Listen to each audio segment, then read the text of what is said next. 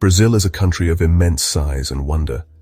Imagine rainforests, wetlands teeming with life, and powerful waterfalls. This is not a land of just one story, but thousands. The diversity of Brazil's landscapes is simply staggering. Beyond the cities, you can find deserts of pure white sand dotted with crystal-clear blue lagoons. This essay is an invitation to join me on a journey through this incredible country. We will travel deep into the heart of the Amazon. We will feel the spray of Iguacu Falls on our faces. We are setting out to witness 7 of its most breathtaking natural wonders. So pack your sense of adventure and get ready to be amazed. Before we set off, let's understand what makes Brazil so special. Brazil is the 5th largest country in the world, and its natural environments are as varied as its people. Our travels will be guided by the stories of the people we meet along the way. These are the people whose lives are woven into the fabric of these landscapes. Their perspectives will give us a richer understanding. This journey is about more than just sightseeing. It is about connection. There is something truly profound about standing in a place so vast and beautiful. They broaden your perspective and leave you with memories that will last a lifetime. This is the promise of Brazil, a journey that touches your soul. Each destination is a new chapter in our story. Let the adventure begin. Our journey begins in the heart of the Amazon rainforest. Flying over it, you understand why it's often called an ocean of trees. From the air, the great Amazon River and its countless tributaries look like silver serpents. As our small boat chugs along a dark tributary, the immensity of the forest envelops us. Towering trees form a colossal cathedral ceiling. The river is the main highway here, the lifeblood of the forest. Every bend reveals a new vista. Stepping onto the forest floor is a humbling experience. Their ancient trunks like the pillars of a forgotten temple. This is a complex, interconnected web of life. As daylight begins to fade, the Amazon does not go to sleep. It awakens. The sounds of the day, the chirping of birds, and the chatter of monkeys give way to a completely different orchestra. The jungle at night is a symphony of clicks, croaks, and calls that fills the air with a mesmerizing rhythm. The deep guttural croak of a bullfrog echoes from the water's edge, answered by a chorus of thousands of smaller frogs and insects. The sound is all-encompassing, a constant and vibrant thrum of life that envelops you completely. It is a reminder that you are surrounded by millions of living things, most of which you will never see. Our guide, a man named João, who was born and raised in a small riverside community, tells us to simply close our eyes and listen. He explains that every sound has a meaning. The sharp crack of a twig could be a jaguar on the prowl. The soft hooting from the canopy is an owl beginning its nightly hunt. He can identify dozens of different creatures just by their calls, a skill passed down through generations. Listening to him, you realize that the jungle is not a chaotic cacophony, but a complex language. It's a conversation between predators and prey, between mates calling to one another, and between species warning of danger.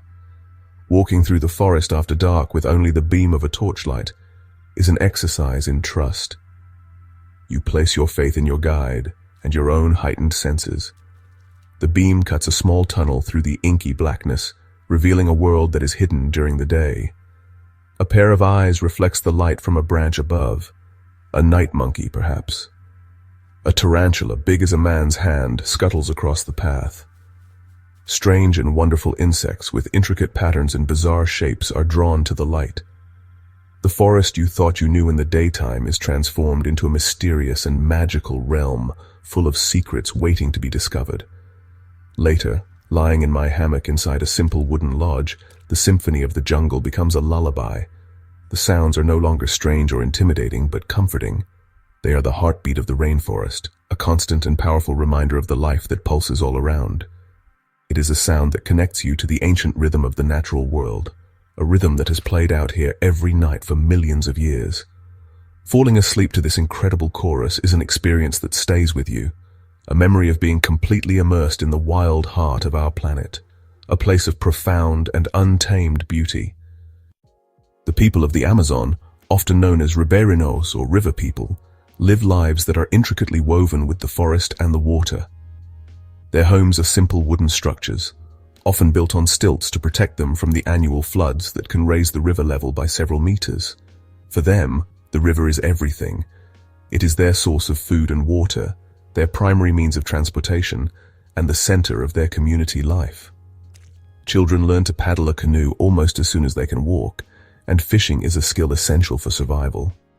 Their existence is a masterclass in adaptation and resilience. We had the privilege of visiting a small community, a cluster of a dozen houses nestled on the bank of a quiet tributary. We were welcomed with warm smiles and an open curiosity. Here, there are no supermarkets or shopping malls.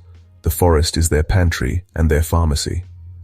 Our host, a woman named Anna, showed us her garden, where she grew manioc, bananas, and a variety of herbs. She pointed out a tree whose bark could be used to make a tea to soothe a fever, and another whose sap acted as a natural insect repellent. This was not just knowledge, it was survival, a deep wisdom accumulated over countless generations. Anna shared a story with us as we sat on her porch, watching her children play by the water's edge.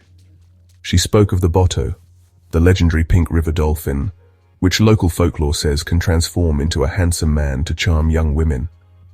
For her, the botto was not just an animal, but a mystical being, a guardian of the river. These stories are more than just fairy tales. They are a way of understanding and respecting the natural world. They teach the younger generations about the power and mystery of the forest, fostering a sense of connection and stewardship that is vital for its preservation. Life here is undeniably hard, and the people face many challenges, from lack of access to healthcare to the ever-present threat of deforestation. Yet what we witnessed was not a sense of hardship, but one of profound community and contentment. People rely on each other, sharing their catch from a fishing trip or helping a neighbor repair their home. There is a richness in their connection to family, to their community, and to the natural world that many in the modern world have lost. Their lives are a powerful reminder that wealth is not measured in possessions, but in relationships and a deep sense of belonging. To truly appreciate the Amazon, venture deep into the forest. Every step is a lesson. A trail of leafcutter ants marches purposefully, a hummingbird, a tiny jewel. The forest floor is a stage for a million tiny dramas. Our guide moved with ease. He showed us things we would have walked straight past, like the claw marks of an ocelot, or a stick insect, a master of disguise. He broke open a Brazil nut pod and explained how an agouti is essential for the tree's survival. In the Amazon, every single living thing is connected. The towering samalma tree provides a home for countless creatures. Nothing is wasted. It is a perfect, self-sustaining system. Leaving the Amazon changes your perspective. It is not just a resource, but a global treasure that we must protect. A reminder of the irreplaceable importance of this magnificent living wonder. Leaving the Amazon, our journey takes us south to the Pantaneiro. This is the world's largest tropical wetland. It is a mosaic of shimmering water, emerald green grasslands, and winding silver rivers. Unlike the Amazon, the Pantaneiro is an open-air theater of wildlife. The Pantaneiro's character is defined by the rhythm of the seasons, a dramatic annual cycle of flood and drought. This concentration of life makes the Pantaneiro one of the best places on the entire continent for spotting animals. Just a few minutes from the lodge, we see a herd of capybaras and dozens of Jaguar caimans. As the sun begins to set, it paints the sky in fiery shades of orange, pink, and purple. In the Pantaneiro, you feel a deep sense of peace and a connection to the raw, unfiltered pulse of nature. The Pantaneiro is renowned for its wildlife, but the jaguar reigns supreme. This powerful predator embodies the wild spirit of this wetland kingdom. For many visitors, catching a glimpse of this animal is the ultimate goal. The Pantaneiro offers the best chance to see jaguars in their natural habitat. Our search begins on the Quiaba River, a hotspot for jaguar activity. Then, a patch of spotted gold moves.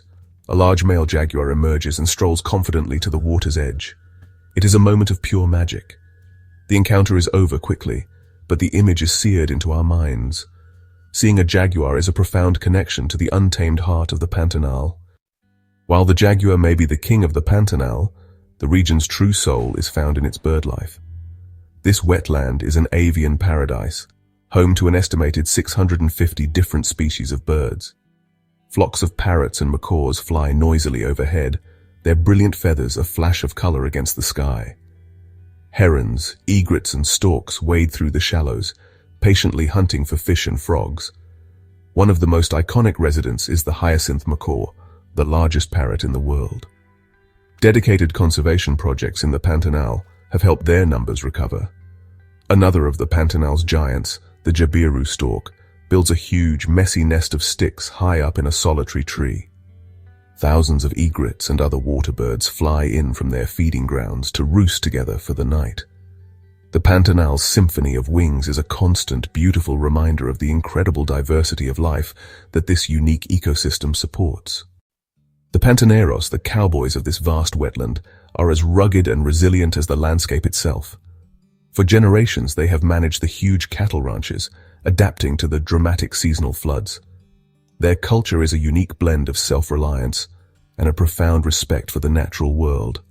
Life is simple and deeply connected to nature. Their diet is based on what the land provides. The Pantaneiro way of life is facing new challenges, yet their traditional knowledge is invaluable for conservation. The Pantaneiros teach us that it is possible to be a part of a wild landscape, living in a delicate balance. We arrive at the border of Brazil and Argentina, where the ground trembles with the approach of Iguacu Falls. The roar is overwhelming, nature's voice at full volume, shaking the earth itself. Iguacu isn't just a waterfall, it's a chain of hundreds stretching for kilometers, each cascade more powerful than the last.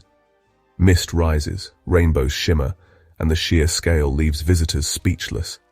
Even the birds, great dusky swifts, dare to nest behind the pounding water, a testament to life's resilience. Here you don't just see the falls, you feel them in your bones. The Devil's Throat, Garganta do Diabo, is the heart of Iguacu's fury. A catwalk leads you over the river, the roar so loud it drowns out thought. At the edge, water crashes down on all sides, drenching you in spray and awe. The power is humbling, a reminder of nature's might and our own smallness. No wonder Eleanor Roosevelt exclaimed, "Poor Niagara, the Devil's Throat is in a league of its own." Iguacu's beauty is matched by its legend. The Guarani tell of Naipe and Tarouba, lovers transformed by the serpent god Maboy, she a rock in the falls, he a palm tree above. The Devil's Throat is Maboy's domain, forever separating them. The rainbow is their bridge, a symbol of eternal tragic love. The falls become more than geology. They're a stage for myth and memory. Here, every roar and misty veil tells a story of passion and loss. We journey to Lençóis Maranhenses, a surreal expanse of white dunes on Brazil's northeast coast. The landscape is endless waves of sand, sculpted by wind, glowing under a vast sky. Despite appearances, this isn't a true desert. Rainfall shapes and reshapes the dunes. Sand from rivers and ocean winds creates this ever-changing masterpiece. At sunset, the dunes glow gold and pink, a silent, meditative world. Standing atop a dune, you feel like an explorer on another planet. Between the dunes, rainwater forms crystal lagoons, emerald sapphire, impossibly clear. For a few months, Lençóis becomes a desert oasis, each pool a hidden treasure. Swimming here is surreal. Cool, fresh water in a sea of sand. Life thrives. Fish appear, birds bring eggs, and some species survive by burrowing until the rains return. Wandering from lagoon to lagoon, you're invited to slow down, float, and let the world's noise fade away. The true miracle is the peace and wonder these ephemeral waters inspire. While Lençóis Maranhenses may seem like an inhospitable wilderness, it is not entirely uninhabited. A few families live a life of remarkable self-sufficiency in small oases on the edge of the dune field, and some even move into the dunes themselves during the rainy season. These are the fishermen of the dunes, people who have adapted their lives to the unique rhythm of this landscape. Their existence is a testament to human resilience and an intimate understanding of the cycles of nature. To meet them is to gain a deeper appreciation for the human story that is woven into this seemingly empty expanse of sand and water. We met a man named Soy Manuel, a fisherman who was setting up a temporary shelter near one of the larger lagoons. His face was weathered by the sun and wind, and his hands were calloused from a lifetime of hard work, but his eyes held a gentle, peaceful sparkle. He explained that during the dry season he lives in a small village on the coast. But when the rains come and the lagoons fill with fish, he and his family move into the park. They build simple huts from palm fronds and spend their days fishing in the lagoons, salting and drying their catch in the sun to preserve it. Soy Manuel's life is governed by the seasons, not by a clock. He rises with the sun and works until it sets. He navigates the vast dune sea with an innate sense of direction, knowing which lagoons will be the most plentiful and how to read the signs of the weather in the sky. He spoke of the landscape not as a harsh desert, but as a generous provider. "The land gives us everything we need," he told us with a simple, matter-of-fact tone. "The water gives us fish, the palms give us shelter. It is a good life. It is a quiet life." His connection to this place was profound, a relationship built on generations of respect and dependence. Leaving Soy Manuel to his work, we felt a deep sense of admiration. His life was a powerful reminder that richness is not defined by material possessions, but by a connection to one's environment and a life of purpose. The story of the Fisherman of the Dunes adds a layer of human spirit to the surreal beauty of L'Ansoir Marinensis. It transforms the landscape from a mere natural wonder into a home, a place of struggle, survival, and quiet dignity. It is a story of harmony between people and a truly extraordinary environment, a final, poignant lesson from this unforgettable sea of sand and stars. Leaving the dunes, we journey inland to Chapada Diamantina, or Diamond Highlands. The real treasures are the breathtaking scenery. The landscape transforms into plateaus, canyons, and tepuis.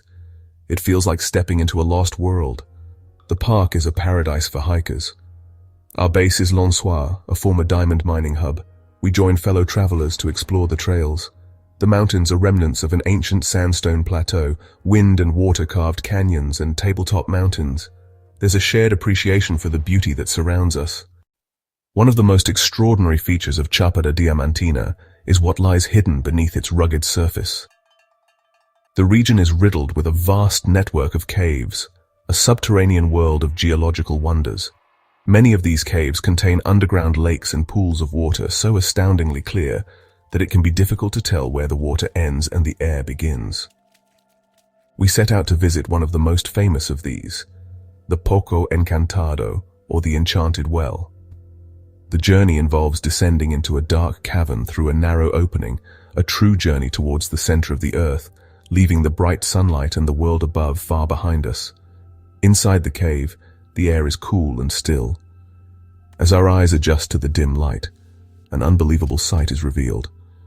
Below us is a huge underground pool of water, more than 60 meters deep, with a color of the most intense, vibrant blue imaginable. The clarity of the water is perfect. You can see the ancient trunks of fallen trees and rock formations lying on the bottom as if they were just below the surface. It feels like looking into another dimension, a secret magical world hidden from sight. We are told we cannot swim here to preserve the water's pristine condition, a rule we are all happy to respect. The true magic of the Enchanted Well happens at a specific time of day. For a few hours, between approximately 10 in the morning and 1 in the afternoon, a beam of sunlight penetrates a small opening in the cave ceiling and illuminates the water. When this happens, the pool transforms, lighting up with an ethereal, otherworldly blue glow that seems to radiate from within. The effect is absolutely mesmerizing, a natural light show that holds everyone in silent, spellbound awe. It is a moment of pure, natural poetry, a perfect alignment of sun, rock, and water that creates a spectacle of sublime and unforgettable beauty. Another nearby cave, the Poco Azul, or Blue Well, offers a different but equally magical experience. Here, visitors are allowed to swim. Floating in the crystal-clear, deep blue water inside a dark cave is a surreal and deeply moving experience. You feel weightless, suspended in a silent, ancient world. The water is so transparent that it feels as if you are flying through the cavern, hovering above the rocks and logs far below. This journey into the subterranean realm of Chapada Diamantina is a powerful reminder that the wonders of this planet are not just on its surface, but are also hidden deep within its heart, waiting to be discovered. No visit to Chapada Diamantina would be complete without undertaking one of its most famous and rewarding hikes, the climb to the top of Pantaneiro Hill. This iconic tabletop mountain stands as a solitary sentinel, offering 360-degree panoramic views of the entire national park.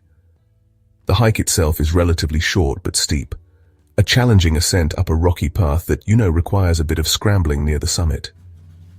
We make the climb in the late afternoon, timing our arrival at the top to witness the sunset, an event that is legendary among travelers and locals alike for its spectacular beauty. The anticipation builds with every upward step we take. Reaching the summit is a moment of pure triumph. The world opens up around you in a breathtaking expanse of natural splendor. From this vantage point, you can see the endless plateaus stretching to the horizon, their flat tops looking like a fleet of giant stone aircraft carriers sailing on a sea of green valleys. The view is immense, humbling, and profoundly peaceful. The wind blows steadily, carrying with it a sense of freedom and wildness. I watch the group of friends we met earlier as they find their own spots on the rocky summit, sitting in quiet contemplation, simply absorbing the magnificent panorama laid out before them. As the sun begins its descent, it sets the sky ablaze with color. The landscape is bathed in a warm golden light that gradually shifts to shades of fiery orange, deep pink, and soft purple. The long shadows of the mountains creep across the valleys below, creating a dramatic and ever-changing tapestry of light and dark. The scene is so beautiful it feels sacred, a final, grand performance by the sun before it disappears for the night.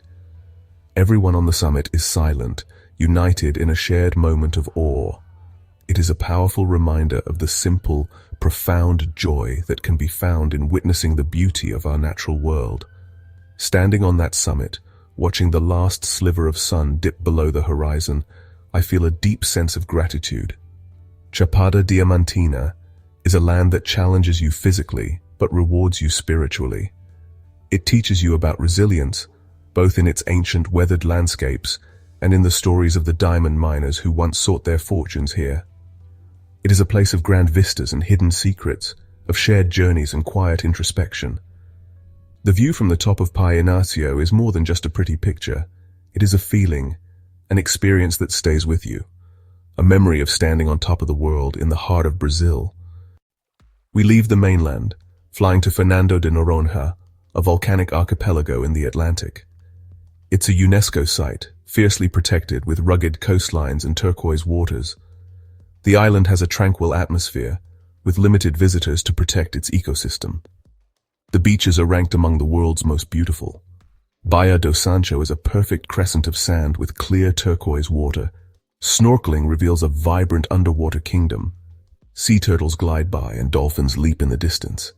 This is nature in its purest form, a thriving marine paradise.